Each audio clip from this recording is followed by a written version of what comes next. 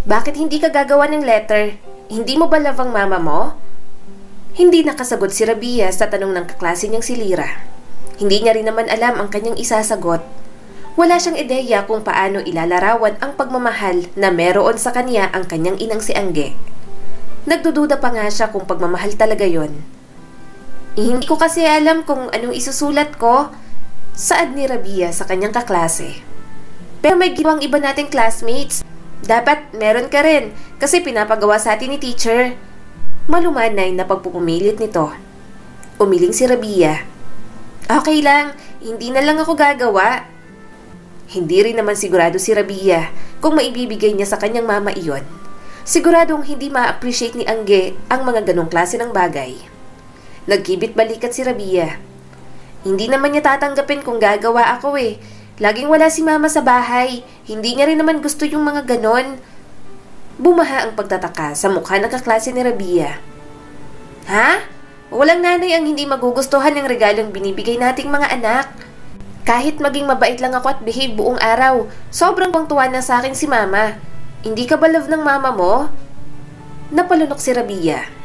Hindi ko alam eh. Paano ba malalaman kung mahal tayo ng nanay natin? Minsan kasi may pakialam siya sa akin, pero mas madalas yung wala. Pero kahit minsan ko lang nararamdaman na mahal niya ako, mahal ko pa rin naman siya. Nanay pa rin naman kasi ni Rabia si Angge. Pinapakain man siya at may natitirahan pa. Nakakapag-aral din katulad ng ibang bata. Kaya para sa kanya, pwede na naman sigurong ilarawan na pagmahal ng isang ina para sa anak. Napakunot ang noo ng klase ni Rabia. Ha? Anong ibig mong sabihin? Huminga si Rabia ng malalim. Laging nakatutok si mama kay Tito Hugo. Kumbaga, ang bagong kinakasama ni mama, ang hindi ko papa ang talagang mahalaga sa kanya. Siya lang ang inaalala at pinapakinggan niya. Napailing ang kanyang kaklase. Hindi dapat ganun, Rabia. Iba dapat ang pagmamahal niya sa asawa at iba din ang pagmamahal na dapat para sa anak bilang isang ina. Hindi mo dapat maramdamang naiinggit ka. Kasi kami naman, minamahal kami ni mama ng sapat. Muling nagkibit balikat si Rabia. Ha, ayos lang. Baka ganun lang talaga. Alam naman niyang sinasabi ng kanyang kaklase. Ayaw niya lang talaga masyadong isipin. Hindi niya na nga gustong maghanapan ng mga paliwanag sa ginagawang aksyon ng kanyang ina. Ano? Kailan ba magpapadalang lintik na ama ng batang yan? Naimbiyerna na ako, Angge. Hindi ako makapagpigil. Maibuhos ko kay Rabia ang inis ko. Tatamaan ka na rin sa akin. Reklamo ng stepfather ni Rabia na si Tito Hugo. Habang nakaupo si Rabia sa kanyang higaan, naririnig niya ang boses ni Angge at Hugo. Nagtatalo na naman ang mga ito. Lagi naman ang mga itong nag-aaway. Sanay na siya. Pero kapag tungkol sa kanyang pinag-aawayan, hindi niya maiwasang kabahan. Nakakabaliw na, Angge. Anong petsa na? Kailangan natin ng pera. Frustrated pa, nasabi ng kanyang stepfather. Pwede ba? Maghintay ka nga. Nakikita mo na nga pinagdududahan na ako ni Stefano. Huwag ka mag-alala. Lalambot din sa akin yon. Makakakuha ulit tayo ng pera. Sabi ng kanyang ina. Naikuyom ni Rabia ang kanyang mga kamao. Sinusustentuhan siya ng mayaman niyang ama, pero hanggang doon lang yon. May asawa rin kasi ang ama niyang si Stefano. Nabuntis lang nito ang kanyang inang si Angge at siyang naging bunga. Hindi pwedeng malamang may isang Rabia sa mundo. Kahihiyan siya sa kanyang ama, kaya tinatago siya. Kahit sa murang edad, naiintindihan niyang hindi katulad ng ibang bata, magulo ang kanyang buhay. Hindi niya alam kung matatawag bang pamilya ang mga taong mayroon siya ngayon. Ang perang ipinapadala ni Stefano para kay Rabia, hindi niya alam kung para sa kanya ba talaga. Para sa mga damit, gamit sa school at mga kailangan ni Rabia iyon. Pero batid niyang sa iba ginagastos ng kanyang ina ang pera. Sa tuwing nagpapadala ng pera ang kanyang ama, ginagamit nila iyon ng asawa nitong si Hugo. Kaya pakiramdam niya, ginagamit lang siya ni Angge. Kaya hindi na bago kay Rabia kapag nananakot ang kanyang ina kay Stefano. Nasasabihin nito ang totoo sa asawa nito kapag hindi nagpadala ng pera. Lagi mong sinasabi na magpapadala ka. Okay ka naman itong mga nakaraang araw ah. Bakit ngayon parang nagpipigil ka? Ano, hindi mo iisipin ang anak mo rito? Maraming pangangailangan si Rabia. Pamimilit pa ng kanyang ina habang kausap si Stefano sa kabilang linya. Hindi na narinig ni Rabia ang boses ng kanyang ama sa cellphone. Lumabas na siguro ang kanyang ina. Huminga siya ng malalim at tumayo mula sa kanyang kama. Hindi siya makatulog. Gusto niya pang gawin ang kanyang mga assignment pero sa school niya nalang gagawin. Mainit ang ulo ng kanyang tito Hugo. Baka pagbunto na naman siya at saktan pa. Bakit lagi ka nalang naka-jacket, Rabia? Mainit naman na. Tanong ng kaklase niya. Hindi agad siya nakasagot. Naiinitan naman talaga siya. Pero papagalitan siya ng kanyang mama kapag may nakakita ng mga pasa niya sa katawan. Ang kanyang tito Hugo ang may gawa nun at natatakot si Angge na makita ng kung sino ang kanyang mga pasa. Nagkaka-rashes kasi ako kapag nasisikatan ng araw. Sa kalamigin talaga ako. Praktisado niyang sagot na laging sinasabi sa kanya ni Angge. Palabas na si Rabia ng pinto nang biglang may sumagi sa kanya na isang kaklase. Bumaha ang sakit sa mukha niya. Natamaan ng hindi sinasadya ang kanyang pasa. Mabilis ang kanyang paghinga. Pilit na pinapahupa ang sakit. Rabia, ayos ka lang ba? May masakit ba sa'yo? Tanong ng teacher niya nang mapansin siya nito. Umatras si Rabia nang akmang hahawakan siya nito. Opo, ayos lang po ako. Pwede po bang pumunta muna ako ng CR? Nag-aalangan pa ang kanyang teacher pero tumango rin naman ito. Wala naman siyang gagawin sa banyo. Gusto lang ni Rabia na umiwas sa mga tanong para naman kahit papaano maiwasan niya rin ang magsinungaling. Nang sumapit ang uwian, naglakad na si Rabia pa uwi. Ginuguhit niya sa kalsada ang dulo ng kanyang mahabang payong. Mabibigat ang kanyang mga paa. Tila humihiling na bumagal ang oras. Ayaw niya munang umuwi pero hindi niya naman alam kung saan siya pupunta. Aray! Napasingap si Rabia nang madapa ang isang babae dahil sa kanyang payong. Ayos ka lang po? Umupo ang babae sa kalsada. Iniinda nito ang sakit sa tuhod. Nakonsensya naman siya agad. Nilalayuan sa kanila si Melly dahil nga baliw ito. Pero hindi si Rabia. Hindi naman ito nananakit ng sino man basta huwag aagawin ang mga dala nitong gamit. Ayos ka lang po ba? Mahinang tanong ulit ni Rabia at lumuhod sa tabi ni Melly. Napatingin sa kanya si Melly pero mabilis din itong lumingon sa ibang bagay. Masakit! May dugo! Tiningnan niyang sugat ni Melly. May gasgasang babae sa siko at medyo malaking sugat sa tuhod. Walang pag-aalinlangan, inabot ni Rabia ang kanyang bag. Naglabas siya ng tissue at isang maliit na bote ng tubig. Linisin po natin, Ate Melly ha, bulong ni Rabia. Marahan niyang pinunasan ng sugat gamit ang tissue na binasa sa tubig. Napangiwi si Melly at napapalunok sa hangin. Akala niya, sasaktan siya nito. Pero mukhang nilalabanan lang nitong hapdi. Masakit! Masakit! Bulalas ni Melly sa kanya. Tinigil niya agad ang ginagawa at inalalayan ito. Sorry ha, ikaw naman po kasi. Mas malaki ka po sa akin, ikaw pa ang nadapa. Nanlaki ang mga mata ni Melly. Masakit nga! Lumingali nga si Rabia sa paligid. Alam niyang dapat na siyang umuwi pero hindi niya naman gusto. Kung ang kanyang stepfather lang naman ang kanyang madadatnan, mas mabuti pang mamaya na lang siya umuwi. Malate o maaga man, sinasaktan pa rin naman siya nito. Sa halip, umupo siya sa tabi ni Melly. Nakasandal ito sa pader at nakatingin sa kawalan. Inilabas ni Rabia ang kanyang baon na hindi niya kinain kanina. Sa'yo na lang, Ate Melly, baka gutom ka na po. Natuwa agad si Melly at kinuha ang pagkain. Pinagmasdan lang ni Rabia na kumain ang kanyang katabi. Napabuntong hininga siya nang makitang pinapakain ito ang laruang baby. Bakit mo ba pinapakain yung laruan mo? Hindi naman po kakain yan. Marahan niyang sabi rito. Kumunot ang noon nito. Hindi, kumakain itong anak ko. Ayaw niya lang ng pagkaing dala mo. Sabi niya, ako na lang daw ang uubos. Masiglang kumain si Melly. Nangalumbaba siya at tinignan ang itsura nito. Mabaho at marumi ang babae pero hindi niya alintana iyon. Hindi naman siya maarteng bata. Siguro nawiwili lang siyang makita si Melly. Kahit baliw ito, halatang mahal na mahal nito ang baby na laruan. Siguro kung normal ito at naging ina, aalagaan ito ng ayos ang anak. Tipid na napangiti si Rabia. Sayang, narinig ko po sa mga tao na wala na po anak mo. Sana buhay pa po siya, no? Siguradong aalagaan mo ng mabuti ang anak mo. Hindi tumingin sa kanya si Melly. Akala niya hindi ito sasagot. Pero muli itong natalita. Siyempre, nanay ako. Mamahalin ko ang anak ko. Mahal na mahal ko yun eh. Nakangiting sabi pa nito. Pinaglaruan ni Rabia ang kanyang mga daliri. Bakit?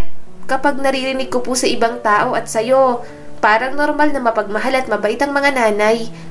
Pero bakit si mama po? Hindi ganon. Binibigay niya naman po sa akin ang mga bagay na mayroon dapat ang bata, pero para pong kulang. Sadya po bang kulang kapag mama ko po ang nagmamahal? Saglit na sinulya pa ni Rabia si Meli. Malungkot siyang napangiti. Hindi siguro nito naiintindihan ang kanyang mga sinasabi. Kaya pakiramdam niya, pwede siyang magsumbong dito. Pwede niyang ilabas lahat ng kanyang hinanakit nang hindi nagagalit si Angge sa kanya. Wala rin namang naiintindihan si Meli sa lahat ng kanyang sinasabi. At kung mayroon man, makakalimutan din agad nito. Hindi nalalabas sa ibang tao ang mga salitang sasabihin niya rito. Alam mo po Ate Meli, sinasaktan po ako sa amin. Lagi po akong binubugbog ni Tito Hugo, lalo na kapag lasing siya. Pag-amin ni Rabia sa babae. Nagilan si Meli, para bang naiintindihan nito ang kanyang sinasabi. Subalit nagpatuloy pa rin siya. Pakiramdam niya rin kasi, gagaan ang bigat sa kanyang dibdib kung may makinig sa kanya. Dahan-dahang lumingon ang ulo ni Meli. Parang kurtina ang magulo nitong buhok na nakaharang sa mukha nito. Nangingibaw ang mga luha ni Rabia. Ate Meli, hindi ko po alam kung naiintindihan mo po ako, pero kailangan ko po ng kausap. Isang taong hindi po sasabihin sa ibang tao ang sasabihin ko. Lagot po kasi ako kay mama. Baka mas lalo po akong saktan ni Tito Hugo. Kinusot ni Meli ang mga mata.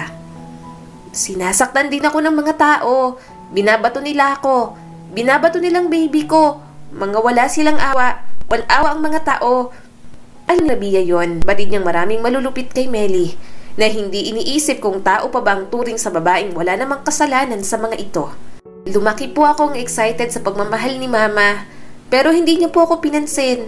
Palagi siyang malayo, laging abala sa sarili niyang buhay. Lagi naman po akong nandito. Patuloy ni Rabia, bahagyang nanginginig ang kanyang boses. Tahimik lang si Meli, ni hindi niya alam kung nakikinig pa rin ito. Abala na kasi ito sa pagbaybay ng inuupuan gamit ang daliri. At ang akin pong ama-amahan, sinasaktan niya po ako Ate Meli, lalo na po kapag lasing siya. At ang mama ko po wala po siyang ginawa. Kahit kailan hindi niya po ako prinotektahan. Basag ang boses na sabi ni Rabia. Kumislap sa kung anong emosyon sa mga mata ni Meli.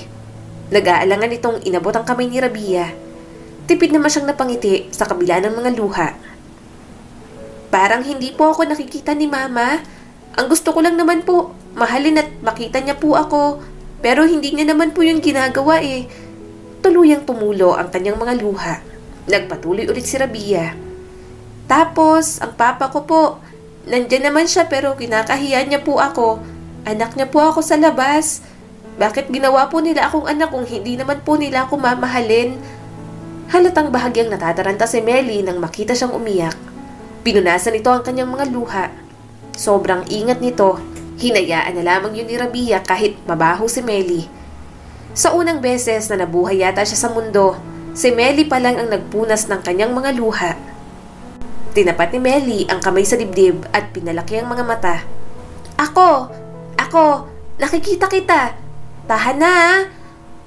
Tumagos ang mga salita nito sa kawalan ng pag-asa ni Rabia. Parang hinihipo ng marahan ni Meli ang kanyang puso. Marahil ay hindi nauunawaan ni Meli ang mga sinabi niya, subalit naiintindihan nito ang kalungkutan, pighati at ang sakit ng isang batang katulad niya. Sabay silang naupo sa katahimikan. Habang lumulubog ang araw, nakaramdam ng ginhawa si Rabia kay Meli. Sa unang pagkakataon, kahit pabaliw, may taong nakinig sa kanyang mga sama ng loob. Binigay ni Rabia ang natitirang baon niyang pera kay Meli. Para naman may makain ito palagi, masaya siya kapag laging busog ang babae. Tipid siyang napangiti. Ate Meli, salamat po ah. Ipangbili niyo po yan ng pagkain. Uuwi na po kasi ako. Tumayo si Rabia. Habang lumalayo siya, alam niyang baka hindi na maalala ni Meli ang pag-uusap nila bukas. Ngunit hindi na yun mahalaga. Ang mahalaga, sa panandaliang dali, nakarabunan ng aliw sa piling ni Meli. Sa mga lipat na araw, palaging ganun ang cycle ni Rabia sa buhay. Kapag nakikita niya rin si Meli, hindi niya ito bibigyan ng baon. Kahit magutom siya, talagang nagtitira siya para may maibigay kay Meli. Napangiti si Rabia. Mapakabusog ka, hindi ako pwede magtagal. Ang dami namin ginawa sa school kanina. Tinahak Rabia ang malikabok na landas patungo sa kanilang tahanan. Mabigat ang kanyang mga hakbang sa bigat at pagod. Maraming pinapagawang assignment kaya sa school niya nalang ginawa. Ayaw niya kasing gawin sa bahay. Habang papalapit siya sa gate, naramdaman niya ng tensyon sa hangin. Nasa salang kanyang stepfather at inaabangan siya. Galit na tumingin sa kanya si Hugo. Anong oras ka na naman umuwi, Rabia? Saan ka na naman ang galing? Bumubulong na sumagot si Rabia. Late po natapos ang ginawa namin sa school.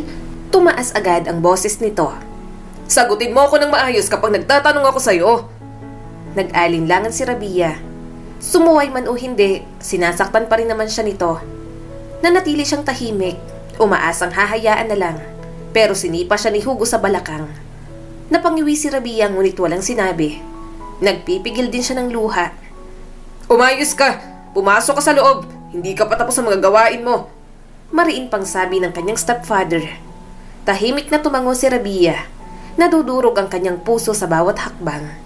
Habang nagsisimula siyang maglinis, lumilipad ang kanyang isipan. Lagi na lang malupit ang mga tao sa kanya sa bahay.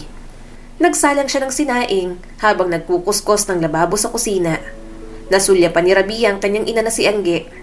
Sexy at naka-makeup ang kanyang ina. Oh, ikaw nang bahala rito, Hugo. Aalis na ako. Kailangan ako ni Madam sa club.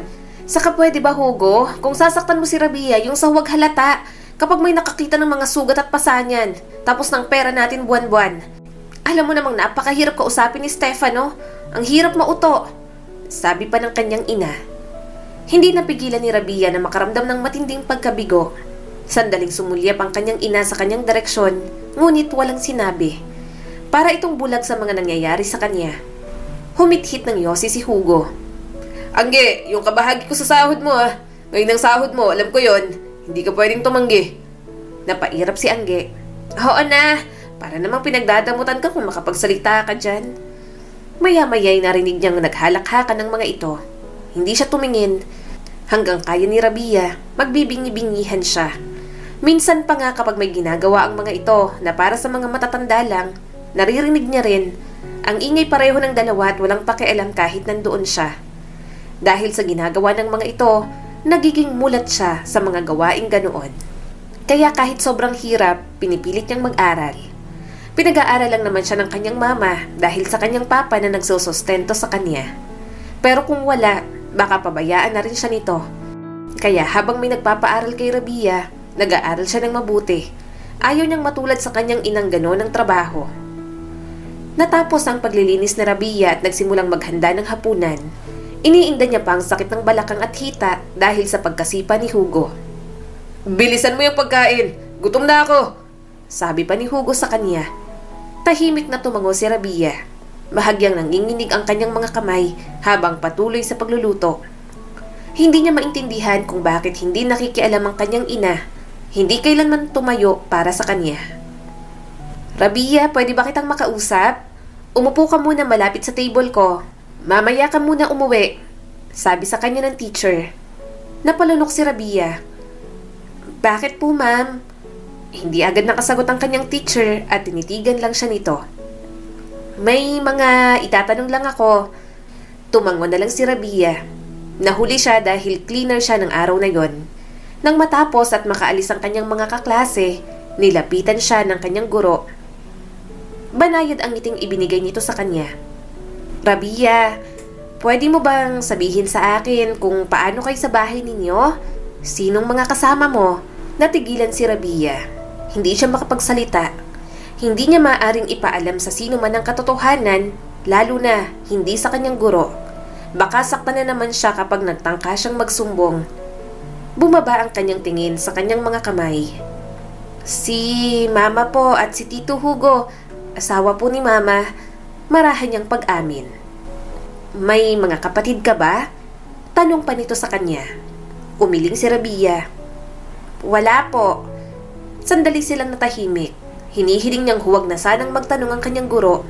Ayaw niyang sumagot. Hindi pwede. Baka pag uwi niya, bugbog na naman ang kanyang abutin. Bakit lagi kang nagsusuot ng jacket? Tingnan mo nga pinagpapawisan ka.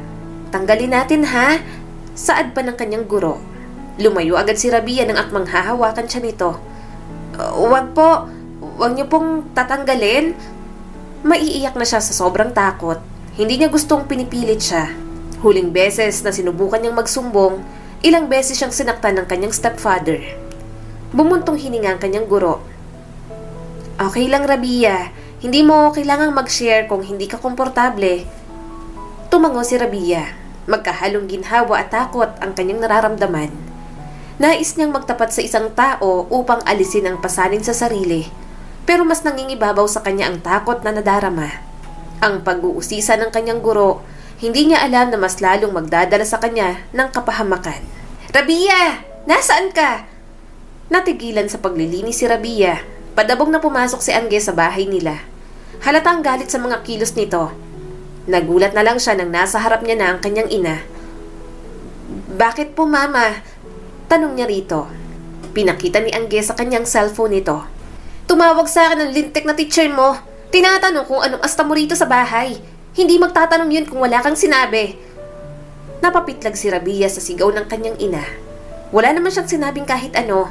Itinanggi ni Rabia ang lahat, gaya ng itinuro ni Angge sa kanya. May sinabi ka ba sa teacher mo, ha? Tanong pa ulit nito sa kanya.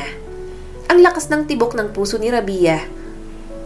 Mama, wala po. Nagtanong lang naman po siya pero hindi ko po siya sinagot. Maniwala po kayo. Wala po akong sinabi sa kanya. Mas lalong nairita si Angge. Napakapakialamera ng babaeng yon. Naiinis ako Huwag siyang mangialam sa hindi niya naman anak. Wala namang kasalanan ang kanyang guro. Mabait ito at may concern sa mga estudyante. Kaya palagi siya nitong tinatanong. Bago pa makasagot si Rabia, umalingaw-ngaw ang tunog ng mabigat na yabag mula sa pasilyo. Lumapit sa kanila si Hugo. Ano bang pinuputok ng butsi mo dyan, Angge? Anong tawag? Bakit tatawag ang teacher ng batang yan? Sunod-sunod na tanong ni Hugo sa kanyang ina. Napairap si Angge. Tumawag! Malay ko rin sa babaeng yon. Huwag siya nangingialam. Baka hindi ko siya matansya. Rabia, huwag ka munang pumasok. Baka tanungin ka pa ng tanungin. Gustong umapila ni Rabia pero hindi na siya nakasagot. Wala rin naman siyang boses sa bahay na yun. Maya-maya, umalis na rin sa kanyang harap si Angge. Samantala, naningkit ang mga mata ng stepfather ni Rabia. Umiigting ang panga nito habang pinagmamasdan siya. Napaatras siya at nanginginig ang mga kamay. Wala ka namang sinabi, di ba? Tanong ni Hugo, mahina at delikado ang boses. Mabilis na umiling si Rabia. Wala po talaga. Lalong nagdilim ang ekspresyon ng kanyang stepfather. Baka sa mukha nito ang galit. Nang walang babala, mahigpit nitong hinawakan si Rabia sa braso. Sumalubong sa kanya ang sakit nang humigpit ang hawak nito. Bumabaon ang mga daliri ni Hugo sa balat niya. Malakas siyang sinampal ng kanyang stepfather. Para siyang nabingi ng ilang sandali. Tumutulo ang kanyang luha at napapasigaw. Ayaw ni Hugo na umiyak siya ng ganon. Pero sa lahat ng sakit na dinudulot nito sa kanya, hindi niya mapigilan. Tinulak pa siya.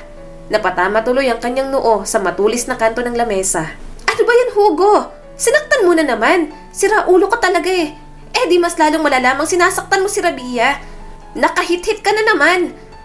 Malakas na sigaw ng kanyang ina. Tumahimik ka, kundi babasagin ko yung mukha mo. Babala pa ni Hugo. Hinila ni Angge ang kanyang stepfather. Pinigilan ng kanyang inang lalaki, pero nasaktan pa rin siya. Siya pa rin ang gagamot sa kanyang sugat. Wala pa rin kay Angge, kahit yata naghihingalo na siya. Nang sumapit ang gabi, nilak siya sa kanyang kwarto. Habang nakahiga si Rabia sa kama, walang humpay na pumipintig ang sakit sa kanyang katawan. Mahigpit ang kanyang hawak sa unan. Tahimik siyang nananalangin na mawala ng lahat ng taong nananakit sa kanya. Higit sa lahat, ipinagdasal niya ang lakas na lumaban pa, na may darating para magbigay sa kanya ng tulong. Nakaupo si Rabia sa malamig na sahig ng kanyang silid. Nakatitig siya sa labas ng bintana. Hindi niya alam kung ilang araw na siyang ikinulong ni Hugo. Hindi man lang siya binigyan ng pagkain. Masakit pa rin ang kanyang katawan. Napatayo siya nang makita si Melly. Ate Melly? Bumilis ang tibok ng puso ni Rabia nang mapagtantong nasa labas ng kanilang bahay si Melly. Walang pagdadalawang isip, idiniin niya ang kanyang mukha sa bintana. Ate Melly, tulungan mo ako. Ate Meli, si Rabia po ito. Mahina niyang tawag. Hindi niya alam kung nasa bahay ba si Hugo. Pero sa naririnig niya kanina, alam niyang umalis ito. Wala rin ang kanyang ina. Hindi pa siya pinapansin ni Meli nung una. Abala ito sa paglalaro ng mga bato na nakikita nito at inilalagay sa sako. Pero nang lakasan niyang boses, napalingon ito sa kanya. Kumunot ang noon nito. Tumulo ang kanyang mga luha. Ate Meli, tulong po. Please, ako po ito si Rabia. Yung palaging nagbibigay sa inyo ng pagkain. Mabilis na lumapit sa kanya si Meli. Nasaan ang pagkain? Umiling si Rabia. Wala po eh. Please, tulungan niyo po ako. Napahagulgol na siya. Nataranta naman si Meli. Yun ang napansin niya rito. Ayaw nitong makakita ng umiiyak. Hindi agad ito mapakali at may gustong gawin kapag umiiyak siya. Bigla itong umalis sa kanyang harap. Maya-maya, narinig ni Rabia ang langit-ngit ng pagbukas ng pinto. Nakarinig siya na parang may pinupukpok. Tumayo agad siya. Ate Meli, ikaw po ba yan? Bubuksan ko! Bubuksan ko! Ayokong umiiyak! Sabi sa kanya ni Meli. Maya-maya'y nasira na nito ang doorknob. Mabilis nitong binuksan at niyakap siya. Mas lalo lamang napaiyak si Rabia. Halika na! Halika na! Alis ka na rito para hindi ka nailak dito. Halika na! Paulit-ulit na sabi sa kanya ni Meli. Hindi nag-atubili si Rabia. Hinawakan niya agad ang kamay ni Meli. Napangiwi siya sa sakit ng kanyang katawan. Palabas na sila nang biglang pumasok sa loob ang kanyang stepfather. Bakas ang galit sa mukha nito. At saan kayo pupunta? Sino tong baliw na to? Nagliliyab sa galit ang mga mata ni Hugo. Bago pa man makapag-react ang isa sa kanila, sumugod na ito at hinawakan si Meli sa braso. Napasigaw si Rabia nang saktan nito si Meli. Bitiwan mo siya! Malakas na sigaw ni Rabia at sinusuntok si Hugo na para bang may magagawa iyon. Ibinaling ng stepfather ni Rabia ang atensyon sa kanya. Malamig at nananakot ang tingin nito. Siya naman ang binalingan ni Hugo. Kinaladkad pa siya papuntang kwarto. Tama na po! Tama na po! Pagmamakaawa niya pa. Ibinalibag siya nito sa pader. Sobrang hinang-hina na ang maliit niyang katawan sa bugbog nito. Parang mas gusto niya na lang mawala sa mundo kaysa pahirapan ng ganun. Sasampalin pa sana siya ni Hugo pero napahandusay ito sa sahig at ininda ang sakit. Nanlaki ang kanyang mga mata nang makita si Meli. May hawak na patalim at nanginginig ang mga kamay. Mabilis nitong binitiwan ang hawak. Rabia! Rabia! Huwag mong sasaktan si Rabia! Mga walang hiya! Hindi kayo pwedeng tumakas! Ungol pa ni Hugo. Pinilit niyang tumayo pero hindi niya magawa. Nakita niyang wallet ni Hugo kaya kinuha niya yon. Paika-ika siyang naglakad palabas. Mukhang nababagalan sa kanya si Meli kaya binuhat siya nito. Tumakbo ito palabas ng bahay. Mas lalong napaiyak si Rabia. Hindi niya alam kung bakit, pero hindi niya inasahan na isang baliw pala ang poprotekta sa kanya. Maya-maya ay binitiwan din siya nito. Tumambay sila sa isang lumang bahay doon. Ang alam ni Rabia wala nang nakatira doon at ang lupa pag-aari ng mga taong nasa abroad na. Malayo yun sa kanila kaya doon muna sila nagpalipas ng gabi. Wala ring nagtatangkang pumunta roon dahil ang alam ng mga ito may multo sa lugar. Pero sa takot ni Rabia sa totoong buhay, wala sa kanya ang matakot pa sa multo. Napatingin siya kay Meli. Habol nito ang hininga. Nanginginig din ang mga kamay nitong may bahid ng dugo. Alam niyang hindi ito nananakit kailanman sa kabila ng kakulangan sa pag-iisip. Gayunpaman, nag-aalala pa rin siya. Iniisip niya na lamang na hindi pwedeng mag-report sa pulis si Hugo. Naririnig niyang may pinagtataguan daw kaso ito sa Mindanao at kung dudulog sa pulis, sa halip na tulungan, baka hulihin pa. Nanginginig na pinunasan ni Rabia ang dugo sa kamay nito. Ate Meli, sorry po. Huwag niyo na pong uulitin yun ha. Bad po yun. At salamat po. Salamat talaga. Pinunasan nito ang kanyang mga luha. Ako ng nanay mo ha. Hindi dapat umiiyak ang baby ko ha. Pero katulad ng inaasahan ni Rabia, hindi siya ganun kadaling makakatakas. Bibili sana siya ng pagkain para sa kanila ni Meli pero narinig niyang hinahanap siya ng kaniyang ina. At pinagbibintangan si Meli na tumangay sa kanya. Teka, tumutulog ba ako eh? Reklamo sa kanya ni Meli nang sinusubukan niyang gisingin ito. Pero nagpumilit pa rin si Rabia. Nanay Meli, kailangan na nating umalis. Kailangan nating lumayo. Sasaktan ka nila rito. Kukunin din ako ni Mama. Sasaktan ulit ako ni Tito Hugo. Kailangan na natin umalis habang walang nakakakita. Hindi niya maaatim na mapahamak din si Meli. Utang niya ang kanyang buhay rito. Kung wala ito, hindi siya maglalakas loob na tumakas at umalis sa kalupitan ni Hugo. Naiinis na tumayo si Meli at nagdabog pa. Sinong sasaktan? Sino mananakit sa'yo? Lagot kay Meli yon. Tumango si Rabia. Kaya nga po, kaya halika na po. Umalis na po tayo. Maingat silang naglakad palabas. Gabi na kaya wala masyadong tao. Yun nga lang, dahil marumi si Meli, walang magpasakay sa kanila. Ayaw naman nila tayong sumakay eh. Reklamo ni Meli at pupunta pa sa gitna ng kalsada. Hinila niya ito. Nanay Meli naman, baka mabangga po kayo. Kapit lang po kayo sa akin. Kahit medyo nahihirapan na siya, mas okay naman kasama si Meli kaysa sa tunay niyang ina. Mas may pakialam pa ito kaysa sa kanya. Maya-maya ay may humintong truck na nagbababa ng mga appliances. Napatingin si Rabia doon. Pwede silang sumakay sa truck. Hindi niya naman alam kung saan sila dadalhin pero basta malayo, okay lang sa kanya. Hinintay niya munang walang tao. Nang makahanap ng tiyempo, hinila niya agad si Meli. Umakyat sila at sumiksik sa pinakaloob. Natatakpan ng mga kahon. Mainit pero kakayanin nila para lang makalayo sa lugar na yon. Ano ginagawa natin? Bawal! Tinakpan agad ni Rabia ang bibig ni Meli. Nanay, wag po kayong maingay. Kapag nalaman po nilang nandito tayo, hindi po tayo makakaalis. Mahahanap po tayo ni Mama. Nakahinga si Rabia ng maluwag nang sumunod naman agad ito sa kanya. Sumandal siya at hinayaan ang sariling matulog. Pagkagising niya, nagdidiskarga na ng mga gamit. Anak ng pating! Anong ginagawa niyong dalawa rito? Bumaba kayo! Mga pulubing to talaga oh! Bulalas ng lalaking nakakita sa kanila. Ginising agad ni Rabia si Meli. Bumaba sila. Pagkababa nila, hindi nila alam kung nasa na sila. Siguro malayo na rin dahil marami siyang nakikitang puno ng mga niyog. Saan tayo pupunta? Tanong ni Meli sa kanya. Marahan siyang umiling. Hindi ko rin po alam, Nanay Meli. Naglalakad-lakad pa sila. Maya-maya, narinig niyang tumunog ang tiyan ni Meli. Nagugutom na rin siya. Mabuti na lang talaga, kinuha ni Rabia ang wallet ni Hugo. May pangbili sila ng pagkain. Umupo muna sila sa patwalk. Sobrang init ng panahon, pagod na si Rabia. Masakit pa ang kanyang katawan. Natigilan siya nang bigla na lang magkalkal si Meli sa katabing basurahan. Tumayo siya agad at pinigilan si Meli. May nakita itong pagkain at muntik ng makain. Mabuti na lang, nakuha niya agad iyon. Muli niya yung tinapon.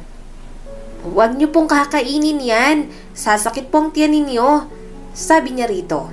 Pilit na kinuha muli ni Meli ang pagkain. Gutom na ako! Gutom na ako! Pinakita agad ni Rabia ang dala niyang pera. Eto po oh, may dala po akong pera. Bibili po tayo ng pagkain. Huwag po yung galing sa basurahan. Magkakasakit po kayo. Naawa siya kay Meli. Pareho naman silang dalawa pero nararamdaman niya pa rin yun para sa ibang tao. Palagi siguro itong kumakain ng pagkain galing sa basura nung hindi niya pa ito binibigyan ng pagkain. Niyakap ni Rabia ng mahigpit si Meli. Huwag na po yun ha. Kakain po tayo. May pera po akong dala. Ako na po ang bahala sa inyo ha.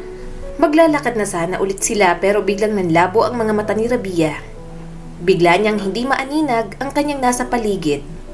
Kumurap-kurap siya at muling bumalik sa dati ang kanyang paningin. Rabia, inaantok ka na? Tanong sa kanya ni Meli. Marahan siyang umiling. Wala po akong makita kanina. Parang ang labo po ng lahat pero okay na po. Naghanap sila ng karinderya kung saan sila pwedeng kumain.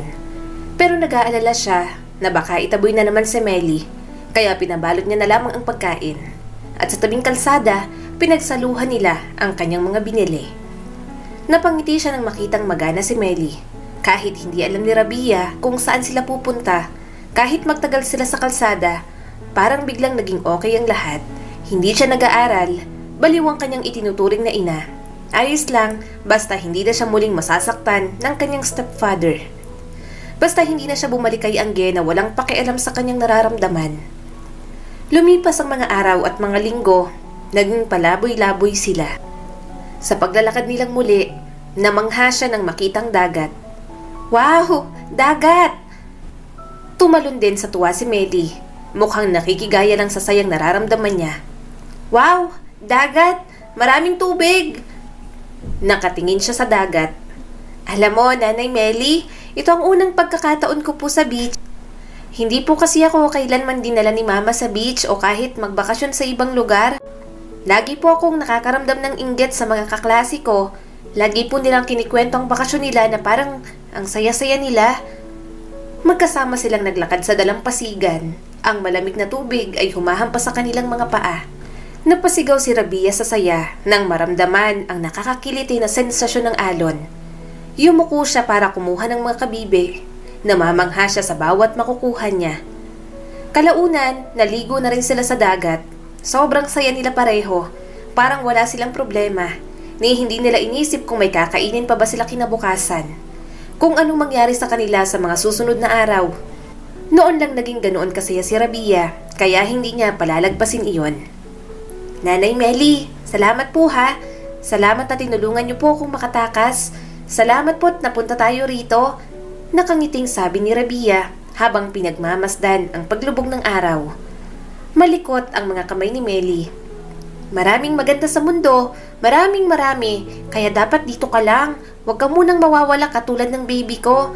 Marami ka pang makikita, pwede ka pang maglaro. Napatingin si Rabia kay Melly. Napangiti siya. Wala sa katinuan pero matindi ang pagmamahal para sa anak. Ganong klase ng tao si Melly. Kaya simula ng araw na yon, ipinangako niya sa kanyang sarili na hindi niya ito iiwan kahit anong mangyari. Gusto niya kung paano makita ni Melly ang mundo. Parang sobrang ganda ng lahat para dito. At kung mahirap man ang kasalukuyan, hindi niya na didibdibin kinabukasan. Hinawakan ni Rabia ang kamay ni Melly. Sana po, ikaw na lang ang mama ko. Sa tabing dagat na lang sila nagpalipas ng gabi. Ubus na ang perang kinuha ni Rabia sa kanyang tito Hugo. Kaya kinabukasan, nag-iisip ng paraan si Rabia kung papaano magkakaroon ng pera. Nanay Melly, dito ka lang ha. Huwag kang aalis rito. Maghahanap lang po ako kung papaano po tayo magkakaroon ng pera. Marahan niyang sabi rito. Sandaling tinitigan ni Rabia si Melly. Nakikinig naman ito sa kanya. Alam niyang kung ano ang sinabi niya. Gagawin ito kahit anong mangyari. Umalis na nga siya at naglakad-lakad pa. Maya-maya, may nakita siyang kainan. Nakipag-usap siya sa may-ari. Nangakong tutulungang maglinis sa mga lamesa kapalit ng ibibigay na pagkain. Mabuti na lamang at pumayag ito. Teka Neng, parang pamilyar ang mukha mo ah. Tanong sa kanya ng asawa ng may-ari. Napalunok si Rabia. Ano po?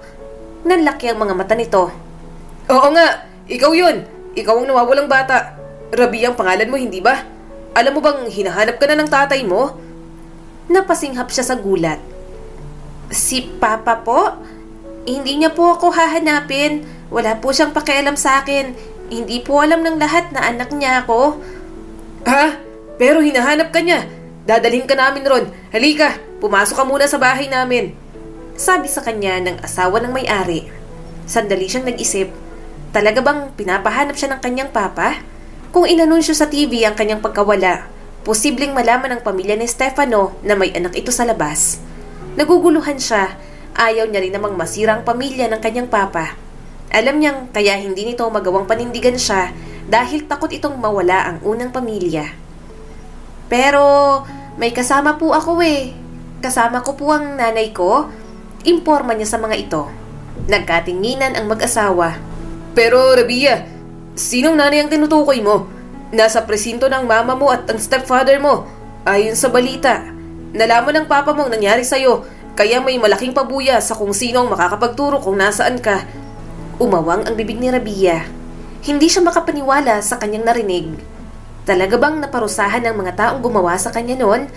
At higit sa lahat, hindi siya makapaniwalang hinahanap siya ng kanyang ama. Katulad ng gustong mangyari ng mag-asawa, nanatili muna siya sa bahay ng mga ito. Sinama niya na rin si Melly. Hindi niya ito kayang iwanan. Parang nanay na talaga niya ang ginang, kaya talagang isasama niya ito. Ayan, ang ganda-ganda mo pala. Dapat palagi kang naliligo. Nasaan bang pamilya nitong si Melly? Bakit kayong magkasama? Tanong ni Aling Josie sa kanya. Nginuya muna ni Rabia ang pagkain bago sumagot.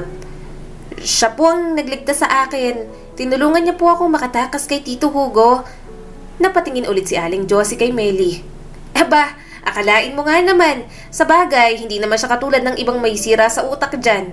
Mukhang ang mabait itong si Meli. Tumango si Rabia. Mabait po talaga si Nanay Meli. Nawala po ang anak niya kaya siya ganyan. Pero siya po ang pinakamabait sa lahat ng nakilala ko. Napangiti si Rabia at tinulungang kumain si Meli. Ito ang naging sandalan niya simula nang umalis siya sa poder ng kanyang ina. Kaya gusto niyang hanggang pagtanda nito, kasama niya pa rin si Meli. Aalagaan niya itong mabuti at mamahalin katulad ng pagmamahal ng isang anak sa isang ina. Kinabukasan, nakaupo lang si Rabia sa sofa ni Aling Josie. Katabi niya si Meli na nilalaro ang dala nitong mga bato. Sinasaway niya na lang dahil baka mabasag pang coffee table ni Aling Josie. Ang liko talaga ni Meli. Nanay, dahan-dahan po. Hindi po natin bahay ito. Behave lang po kayo. Mahina niyang sabi. Pinagtabi ni Rabia ang mga hita nito. Palagi kasing nakabukaka si Meli. Nakikita tuloy ang panty nito. Maya-maya ay may dumating na rin na sasakyan. Nakita niya mula sa bintana ang pagbaba ng kanyang ama. Napasighap si Rabia. Isang beses lang sa isang taon niya makita ang kanyang ama, pero kahit ganon, hindi niya nakakalimutan ang itsura nito. Pasok po kayo, pasensya na po sa bahay namin, nasa loob po ang anak ninyo, sabi ng asawa ni Aling Josie. Nang pumasok ang kanyang ama, nagtagpo agad ang kanilang mga paningin. Tumulo agad ang kanyang mga luha nang yakapin siya ng mahigpit ni Stefano. Sorry anak, patawarin mo ako, ang dami kong pagkukulang sa'yo. Hindi ko alam na ganun ang ginagawa sa'yo ng mama mo. Humahagulgol nitong sabi. Mahigpit niyang niyakap ang ama. Sinusuntok niya ng mahina ang likod nito. Gusto niyang tanungin kung bakit ngayon lang ito dumating. Nanginginig ang mga kamay na sinapo ni Stefano ang kanyang mukha. Pwede mong sabihin sa akin lahat anak. Pwede kang magsumbong sa akin. Pasensya na. Patawarin mo ko Rabia. Hindi na ako magiging duwag. Aalagaan na kita. Huminga ng malalim si Rabia at nagsalita habang nanginginig ang boses. Sinasaktan po ako sa amin. Hindi po ako pinapakain. Papa, ginagamit po nila ako para magpadala ka ng pera. Sobrang natatakot po ako kay Tito Hugo. Tapos wala pong ginagawa si Mama. Hindi niya po ako pinagtatanggol. Mas lalong naiyak ang kanyang ama. Rabia, wala akong ideya. I'm sorry. Kailangan mo pang pagdaanan yon. Nagpatuloy si Rabia sa pagsasalita. Sasampalin niya po ako at sisigawan ako sa maliit na bagay. Pinaparamdam niya po sa akin na wala akong kwenta. Parang kasalanan ko po ang lahat. Papa, ayoko na pong bumalik doon. Niyakap siyang muli ng kanyang ama. Sapat na sa kanya yon. Hindi niya alam kung anong magiging reaksyon ng pamilya nito. Pero mas gusto niya pang harapin yon kaysa ang miserableng buhay na dinanas niya sa poder ng kanyang ina. Pinakilala niya si Meli. Si Nanay Meli, alam niya po, tinulungan niya po akong makatakas. Kaso sinaktan niya po si Tito Hugo, Papa. Ayaw ko po siyang parusahan. Wala po siyang kasalanan. Yun talaga ang pinag-aalala ni Rabia. Takot siyang madamay si Meli. Ipinagtanggol lang naman siya nito. Marahang umiling si Stefano. Alam ko, deserve ng walang hiyang yun ang ginawa ni Meli sa kanya. Ako nang bahala. Hindi mapaparusahan ng Nanay Meli mo. Isasama rin natin siya sa bahay. Huwag kang mag-alala. Napatitig si Rabia sa kanyang ama. Nadudurog na agad ang kanyang puso. Alam niya namang hindi ganun kadali iyon. Hindi naman siya aabot sa sitwasyong iyon kung una pa lang matatanggap na siya ng pamilya ni Stefano. Umiling si Rabia. Baka po, bawal ako ron. Okay lang po ako kung sa kalsada na lang po kami tumira. Kung magagalit po ang asawa ninyo at ang mga kapatid ko, okay lang po na hindi niyo po kami isama. Bumaha agad ang sakit sa mga mata ni Stefano. Bakit mo iniisip yan? Ang laki ng pagkukulang ko kaya bakit mo hinihiling na sa kalsada na lang kayo? Responsibilidad kita. Huwag mo kong isipin. Ako ang bahala sa kanila. Anak, bata ka pa. Huwag mo munang isipin ang nararamdaman ng ibang tao. Ikaw muna. Pero hindi niya maiwasang mangamba. Pero Papa, alam ko pong ayaw nila ako ron.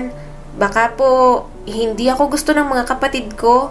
Alam ko pong anak niyo ako sa labas. Alam ko rin po na kaya tinago niyo ako ng matagal na panahon kasi ayaw niyo pong masira ang pamilya ninyo at naiintindihan ko po yun.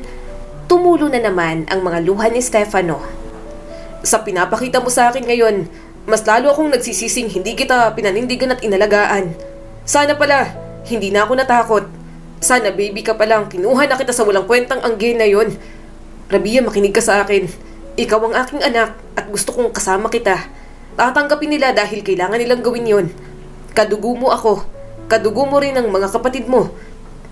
Nangingilid ang luha sa kanyang mga mata. Pero paano po ang asawa at mga kapatid ko? Kahit kailan, hindi po nila ako matatanggap, di ba? Itinuturing po nila akong paalala ng pagkakamali niyo kay mama. Lumambot ang ekspresyon ng kanyang ama sa panghihinayang. Alam kong hindi naging madali para sa'yo, Rabia. Pero matatanggap ka rin nila. Oo, alam nila ang tungkol sa'yo. Alam kong matututo rin silang mahalin ka. Napakabait mong bata. Bahagi ka ng pamilya, ano man ang sabihin ng iba. At sisiguraduhin kong mauunawaan nila yon. Bahagya siyang lumayo. Hinahanap ang mga mata nito kung may bakas ng pagdududa. Paano po ang asawa mo? Saglit na napawi ang pag-asa sa mukha nito. Mabait siyang babae. Kailangan niya lang ng oras. May intindihan niya rin. Alam kong mahirap sa kanyang patawarin ako, pero alam kong magiging mabuti siya sa'yo. Habang naghahanda silang umalis, kumapit si Rabia sa marupok na pag-asa. Marahil sa pagkakataong iyon, iba nang mangyayari. Na baka lang, makakahanap siya ng pagtanggap at pagmamahal sa tahanan na mayroon ang kanyang amang si Stefano. Nang makarating sila sa mansyon, hindi ramdam ni Rabia ang galit para sa kanya. Hindi rin malamig ang pakikitungo, siguro'y nag-a-adjust lang sa presensya niya. Alam kong hindi mo ako mapapatawad, Jessica. Alam kong nagkamali ako. Pero nandito na si Rabia. Kailangan niya ng pamilya at gusto kong ibigay ninyo sa kanya yon. Ang dami ng pinagdaanan ng bata. Subukan niyo sanang buksan ang puso ninyo sa kanya. Pakiusap ng kanyang ama sa asawa nito. Bumuntong hininga si Jessica. Stefano, sinusubukan namin ang mga anak mo. Naaawa rin ako kay Rabia, pero hindi dahil ganun ay kaya ka na rin naming patawarin. Stefano, niloko mo kami ng mga anak mo. Tinago mo pa ng ilang taon na may anak ka sa ibang babae. Simula nang marinig niya yon, kahit papano, napanatag si Rabia. At least, sinusubukan siyang tanggapin ng pamilya ng kanyang ama. Sapat na sa kanya yon. Nasa tabi niya naman palagi si Melly. Mabuti na lang talaga kahit wala sa tamang katinuan, hindi ito nanggugulo sa mansyon. Hindi sila pabigat kahit paano. At para hindi madama ng asawa ng kanyang ama na pabigat siya, naglilinis siya palagi. Tumutulong siya sa mga kasambahay. Wala rin namang magawa si Melly kaya pareho silang naglilinis. Oh my gosh, Rabia! Anong ginagawa mo? Tanong sa kanya ni Jessica nang madatnan siya nito. Natigilan agad si Rabia. Sorry po, naglilinis lang po kami. Wala po kasi kaming magawa ni Nanay Melly. Kumunot ang noon nito. Hindi, itigil nyo yan. Ang bata mo pa. Hindi ka dapat naglilinis dito. May mga maids naman tayo. Isa pa may TV. Pwede kayong mag-swimming at binili ka ni Stefano ng iPad at libro. May mapagkakaabalahan ka. Napakamot si Rabia sa kanyang ulo. Nahihiya po kami ni Nanay Melly. Ayaw po naming maging pabigat. Marunong naman po akong maglinis at magluto. Pwede niyo po akong gawing katulong niyo po rito para po hindi po sayang yung ginagastos po sa amin ni Papa. Bumaha ang awa sa mga mata ni Jessica. Nilapag nito sa island counter ang hawak na bag. Marahang lumapit sa kanya ang ginang. Paano mo nasasabi yan sa kabila ng mga pinagdaanan mo? Hindi ako ganyang kasama katulad ng iniisip mo. Mukha lang akong mataray pero may awa rin naman ako. Kay Stefano ako galit pero hindi sa batang katulad mo. Hindi mo naman ginustong maging bunga ng pagtataksil ng asawa ko. Nangilid ang kanyang mga luha. Pero sorry pa rin po. Hindi ko naman po gustong sirain ang pamilya ninyo. Okay lang po kahit hindi po pamilya sa akin ang turing ninyo. May Nanay Melly naman po ako. Saka sapat na po sa akin ang tirahan at pagkain. Mas gusto ko po dito kaysa kina Mama at Tito Hugo. Okay lang po talaga ako rito. Gagawin ko po lahat. Basta, wag niyo po kaming paaalisin. Lumapit pa sa kanya si Jessica. Pwede ba kitang mayakap? Napasinghap siya sa gulat. Hindi na ito nakahintay ng sagot. Niyakap na siya ni Jessica. Kung may dapat mag-sorry, kaming matatanda yon. Hindi ikaw na bata lang. Wala kang kasalanan. Hindi kita idadamay dito. Huwag kang mag-alala. Walang mananakit sa'yo rito. Yan ang tandaan mo. Kung pinoprotektahan ka ng papa mo, tandaan mo rin na poprotektahan din kita. Mahirap para sa akin at sa mga anak ko, pero hindi namin ibubuhos sa'yo ang lahat ng galit namin. Tumulo ang kanyang mga luha. Palagi niyang inaalala yon. Mababait naman pala ang pamilya ng kanyang amang si Stefano. Sa mga lumipas na mga linggo, natuto ng masanay ang pamilya ng kanyang ama sa kanya. Kahit isang beses, wala siyang narinig na anak siya sa labas. Pantay pa rin ang pagtingin sa kanya. At yun na yata ang pinakamasayang yugto ng kanyang buhay. Gayunpaman, hindi yata siya hahayaang maging masaya pang habang buhay. Tumawa si Rabia habang hinahabol ni Nanay Meli at kasali rin ang isa niyang kapatid. Hindi niya matandaan kung kailan siya huling tumawa ng ganoon. Ang alam niya lang, sobrang nagagalak ang kanyang puso sa nangyayari sa kanya. Rabia, nakakatawa ka. Para kang unggoy tumakbo. Pangaasar ng kanyang Kuya Ali. Hingal na hingal naman si Rabia. Ang bilis niyo kasing tumakbo, baka mataya ako. Biglang tumama ang matinding sakit sa ulo ni Rabia. Natisod siya pabalik. Rabia, anong nangyayari? Tanong sa kanya ng kapatid. Sumugod na si Jessica sa kanyang tabi, bakas ang pag-aalala sa mukha nito. Rabia, okay ka lang? Anong problema? Hindi ko makita. Wala po akong makita. Bulong ni Rabia, bumaha ang takot sa dibdib. Biglang naging madilim lahat, tuluyan siyang napaiyak. Ramdam niyang mulat ang kanyang mga mata, pero wala siyang makita. Hindi ko po kayo makita, natatarantang sabi ni Rabia. Marahan siyang iginiya ni Jessica sa upuan habang nagmamadaling sunduin ni Ali ang kanilang ama na kanina pa nakatingin sa kanila mula sa malayo. Papa, may problema po kay Rabia. Tawag ni Ali, may bahid ng pag-aalalang boses. Nagmamadaling lumapit ang kanilang ama. Rabia, anong nangyari? Bakit ka umiiyak? Wala po akong makita, Papa. Nabubulunan si Rabia, tumutulo ang luha sa kanyang pisngi. Bigla pong dumilim ang lahat. Binuhat agad siya ni Stefano. Kailangan natin siyang dalhin sa ospital. Ipahanda niyong sasakyan. Nang makarating sa ospital, maraming ginawa sa kanya. Takot na takot pa rin si Rabia. Para siyang nangangapa sa dilim. Nagkaroon ng malaking pinsala sa optic nerves ni Rabia. Malumanay na paliwanag ng doktor. Kung hindi mapapalitan, hindi na niya mababawi ang kanyang paningin. Napabuntong hininga si Jessica. Tinakpan nito ang bibig ng nanginginig na mga kamay.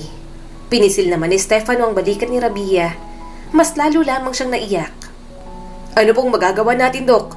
Ano pong gamot para sa kondisyon ng anak ko? Tanong ng kanyang ama. Nag-alinlangan ng doktor bago nagsalita. May isang option, transplant ng mga mata. Bumuntong hininga ang kanyang ama. Gagana po ba yun, Dok? Makakakita po ba ulit ang aking anak? Isang maliit at nakakapanatag ng ngiti ang ibinigay ng doktor.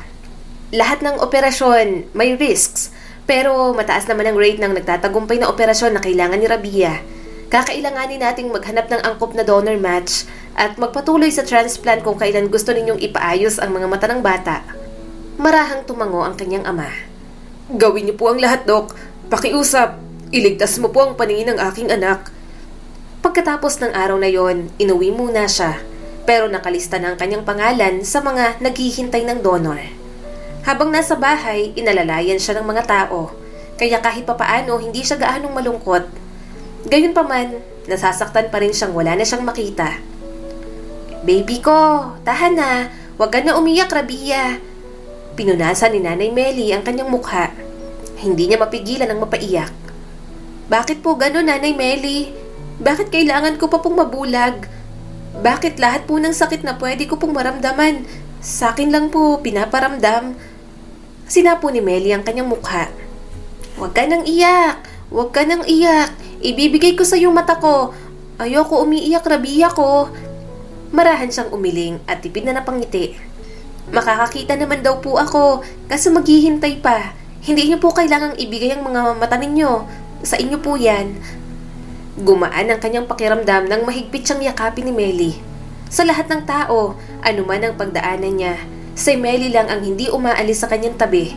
Kahit wala sa tamang pag-iisip, ito ang naging mga mata niya sa lahat ng bagay. Inalalayan siya nito kahit saan siya magpunta. Lumipas ang 1 taon, sa wakas, may donor na si Rabia. Kailangan niyang magstay sa ospital para sa operasyon. Naging matyaga siya. Kahit kinakabahan, pinilit niyang maging matapang. Ang maisip niya na makita niyang muli ang lahat ang nagpapalakas sa kanyang loob. Nang magising siya, natatakpan ng mga benda ang kanyang mga mata. Naramdaman niyang presensya ng kanyang pamilya sa paligid niya. Nandito kami, Rabia. Mahinang sabi ni Stefano, ang boses nito ay puno ng emosyon. Habang dahan-dahang tinatanggal ang benda, kumurap si Rabia sa liwanag. Ang kanyang puso ay tumibok sa pag-asa. Unti-unti, nagsimulang lumitaw ang mga hugis at kulay. Nakikita ko na po ulit kayo. Bumuntong hininga siya, may ngiti sa kanyang mukha. Niyakap siya ng mga ito. Sa sandaling yon, napapaligiran ang pagmamahal ng kanyang pamilya. Alam ni Rabia na nabigyan siya ng pangalawang pagkakataon sa buhay. Isang pagkakataon na makita hindi lamang ng kanyang mga mata, kundi pati na rin ng kanyang puso. Pero, tila may kulang. Nasaan po si Nanay Meli? Excited niyang tanong. Hindi nakasagot ang mga ito. Nagkatinginan pa sina Stefano at Jessica. Umiling ang kanyang ama at umiwas ng tingin. Bumuntong hininga si Jessica. Saka naming sasabihin sa'yo kapag fully recovered ka na ha. Bawal kasi siya rito sa ospital, Rabia. Tumango na lang siya. Naiintindihan niya naman yon, pero excited pa rin siyang makita ito ulit. Lumipas ang mga buwan, nakauwi na rin siya sa mansyon. Subalit wala roon si Meli. Nasaan po ba siya? Bakit ang tagal ko na siyang hindi nakikita? Hindi niya na napigilang tanong. Bumaha agad ang sakit sa mga mata ng kanyang ama. Anak, may kailangan kang malaman. Nung nasa ospital ka, sobrang nag-aalala kami sa'yo. Hindi namin siya naasikaso. Wala ring nakapansin pero naglaya si Meli, anak. Hinahanap ka niya. Suminghap si Rabia. Kung ganon, nasaan po siya? Dapat niya pong malaman na nakakakita na ako. Baka po nag-aalala sa akin si Nanay Meli. Tumulo ang luha ni Jessica. Rabia, ano kasi, ang Nanay Meli mo, na-aksidente kasi siya at wala na siya. At ang mga mata mo, mata yan ng Nanay Meli mo. Parang tumigil ang mundo ni Rabia. Sunod-sunod na tumulo ang kanyang mga luha. Malakas siyang napahagulgol. Po? Hindi po pwede yon. Kaya po ba siya nawala dito sa mundo kasi binigay niya po ang mga mata niya sa akin? Puno ng pagsisisi ang kanyang boses. Umiling ang kanyang ama at niyakap siya ng mahigpit. Anak, hindi. Bago siya mawala, paulit-ulit niyang sinasabing ibibigay sa'yo ang mga mata niya. Kaya kahit may donor ka na nun, mas pinili namin ang kay Meli. Para kahit papaano, may alaala ka sa kanya. Sorry, anak. Sorry. Mas lalo siyang napaiyak. Hindi niya matanggap na wala na si Meli sa mundo. Gusto niya pa itong alagaan at mahalin, pero sa pagitan nilang dalawa, mukhang mas malaki ang pagmamahal sa kanya nito. Kaya nang pumunta sila sa puntod, iyak siya ng iyak. Pero sa lahat ng nangyari, masaya na rin si Rabia na kasama na nito ang anak. Na kahit papaano, nakilala nilang isa't isa bago ito mawala sa mundo. Na bumuo sila ng mga alaalang hindi niya makakalimutan hanggang sa pagtanda. Ihahabilin niya na lamang sa Diyos ang kanyang Nanay Meli. Bukod po kay Lola Jessica, may nanay pa po kayo? Tanong ng anak ni Rabia. Napangiti naman siya nang maalala ang kanyang Nanay Meli. Oo, sobrang special nun. Sa lahat ng naging nanay ko, siya ang mahal na mahal ko. Titigan mo lang ang mga mata ko at makikita mo ang nanay ko. Mahina siyang tumawa nang bumaha ang pagtataka sa mukha ng kanyang anak. Niyakap siya ng kanyang asawa at anak. Dahil kay Meli, alam ni Rabia kung paano maging isang mabuting ina. Ang pagkakaroon ng isang ina sa kanyang puso kahit na hindi sa dugo, isa sa mga bagay na kaya ni Rabia na ipagmalaki sa kanyang buong buhay. Palagi itong nasa kanyang tabi ng mga panahong kailangan niya ito, para itong isang anghel na dumaan sa madilim niyang mundo. Kahit sobrang dami ng kulang sa pagkatao ni Meli, nagawa pa rin itong maging isang mabuting ina para sa kanya. At yon ang labis na kanyang ipinagpapasalamat. Muli, ito po si Skylar Guro at sana may bago na naman kayong natutunan sa kwento natin ngayon. Maraming salamat po.